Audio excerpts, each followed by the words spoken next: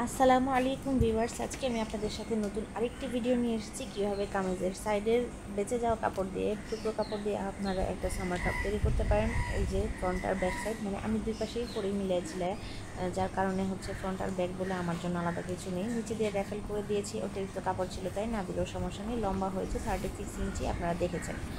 আর এইটার হচ্ছে বডি হয়েছে আপনার 40 ইঞ্চির মতো।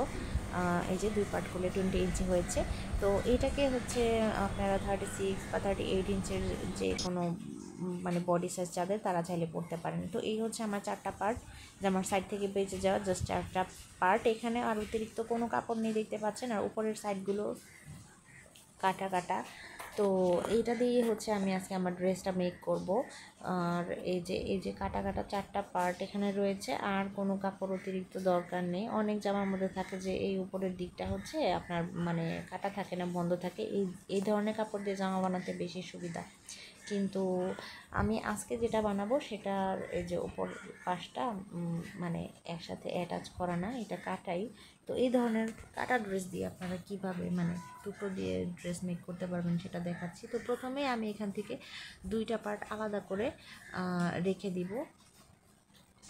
আর 2টা পার্ট নিয়ে প্রথমে কাজ শুরু করব। আপনারা ভালোভাবে দেখতে থাকেন ভিডিওটি শেষ পর্যন্ত, অবশ্যই বুঝতে পারবেন। এই যে 2টা পার্ট আমি আলাদা করে রেখে দিয়েছি 4টার মধ্যে। তো এখন এটাকে আমি এখান থেকে আমি বডির কাপড়টা নিয়ে নিব, মানে ঠিক বডির বুকের মাঝখানে যে কাপড়টা দেখেছেন ওই কাপড়টা নিব। তো 2 পার্ট করে রেখে দিলাম। আর আমি বডি সবসময় 11 ইঞ্চি রাখার চেষ্টা করি 4 পার্ট করার পর। তো 11 ইঞ্চি পর্যন্ত আমি বরাবর করে এটাকে কেটে দিব। তো এখান থেকে উপরে আবার গলা হাতা আমার বের করতে হবে, কিন্তু সেই কাজগুলো আমি পরে করব এবং আমি সেটা পরে আপনাদের সাথে দেখাবো কীভাবে করতে হবে। আর এই যে মাঝখানে কেটে কিন্তু আমি আলাদা করে নিলাম। এটা হচ্ছে আমার বুকের পার্ট, এখানে 2টা পার্ট আছে, এখানে আরও 2টা পার্ট আছে, 4টা পার্ট। আর ওই যে আমি 4টা পার্টের মধ্যে ওই যে শুরুতে যে 4টা পার্ট দেখেছিলাম 2টা আলাদা করে রেখেছি, ওইটাকে এখন দেখাচ্ছি। এই যে আশা করি বুঝতে পারছেন কোন কাপড়টা কি হয়েছে। এখানে যে 2টা পার্ট আছে এই 2টা পার্টকে আমি আবার মাঝখান থেকে একদম কেটে দিব। এই যে কেটে নিলাম। এখন আমার এই এই যে এই কাপড়গুলো আমি প্রথমে রেখে দিব। আর ওই যে দামান পোর্শনের যে 4টা পার্ট ওইখান থেকে 3টা পার্ট নিয়ে আমি আমার ওই যে একটা সাইড আর কি তৈরি করব। তো দেখবেন ভালো করে খেয়াল করে, তাহলে অবশ্যই বুঝতে পারবেন কিভাবে কি হচ্ছে। আপনারাও চাইলে বানাতে পারবেন এবং আইডিয়া পাবেন। আপনাদের ভালো ভালো আইডিয়া আমার সাথে শেয়ার করবেন। তো এই যে দেখতে পাচ্ছেন এখানে আমি এটা দামান পার্টটা উপরের দিকে দিয়ে, মানে ফ্লাওয়ার প্রিন্টটা উপরের দিকে দিয়ে নিচের দিকে যেহেতু ঘের বেশি থাকে ওইটাই কারণে আমি নিচের দিকে দিয়েছি। তাহলে নিচের মানে ঘেরটা একটু বেশি হলে সামার টপটা পরে আরাম পাওয়া যায়। তো এখানে আরও একটা পার্ট আমি টেনে নিয়ে আসলাম এবং এর সাথে জুড়ে দিলাম। দেখতে পাচ্ছেন কি সুন্দর একটা ডিজাইন হয়ে গেছে। আর এই ধরনের মানে এখানে কিন্তু 3টা পার্ট আমি ব্যবহার করেছি, আরও একটা পার্ট কিন্তু আমার রয়ে গেছে, এটা কিন্তু মাথায় রাখবেন। পরে বলবেন না যে এত এত কাপড় আমি কোথা থেকে নিয়ে এসেছি। এটা একটা কামিজেরই কাপড়।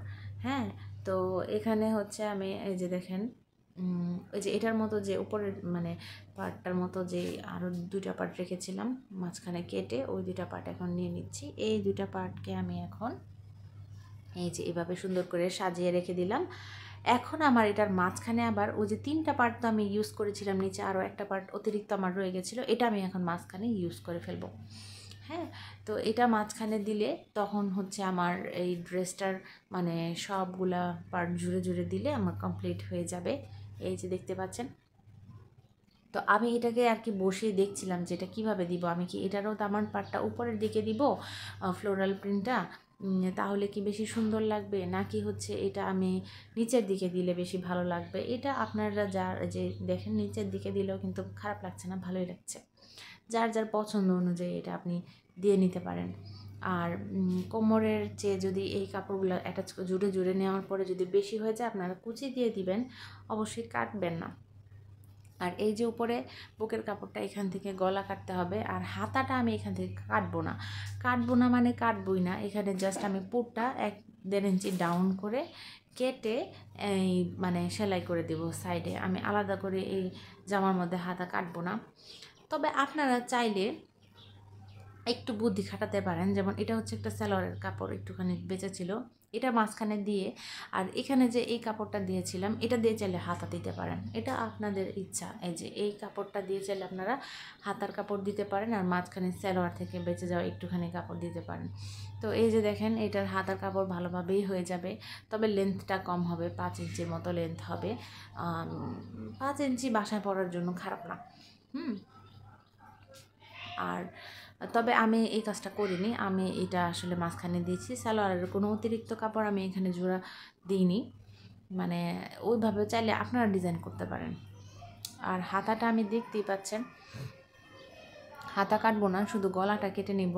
আপনারা ভিডিওর শুরুতে দেখেছেন আমার জামার কিন্তু শুধু গলা কাটা ছিল, আর হাতাটা আমি না কেটে যে যতটুকু লেন্থ ছিল পুরোটাই রেখে সাইডে জাস্ট হেমের মতো সেলাই করে দিয়েছি। আর এইভাবেই হচ্ছে, আর নিচে আমার হচ্ছে আমি একটা সাইডে র্যাফেল করে দিয়ে একটু লম্বাটা বাড়িয়েছি। 36 ইঞ্চি না হলেও আমার এই ড্রেসটা কিন্তু 33 ইঞ্চের মতো হয়েছিল। তবে একটা সাইডে আমি র্যাফেল করার মতো আমার অতিরিক্ত কাপড় ছিল এই জামার থেকে, অন্যান্য জায়গা থেকে বের হয়ে ছিল, তো ওই কাপড়টা দিয়ে আমি র্যাফেল করেছিলাম শুধু একটা সাইডে। যেহেতু বাসায় পরবো আমার এত টেনশনের কিছু নেই। তো আপনারা জানাবেন আমার কাছে যে ভিডিওটি কেমন লেগেছে। ভিডিওটি যদি ভালো লাগে আপনারা শেয়ার করবেন, সাবস্ক্রাইব করবেন, আর চেষ্টা করবেন আমার সাথে থাকার। যদি আপনাদের এমন বড়দের সামার টপ তৈরি কীভাবে করতে হয় এই ধরনের ভিডিও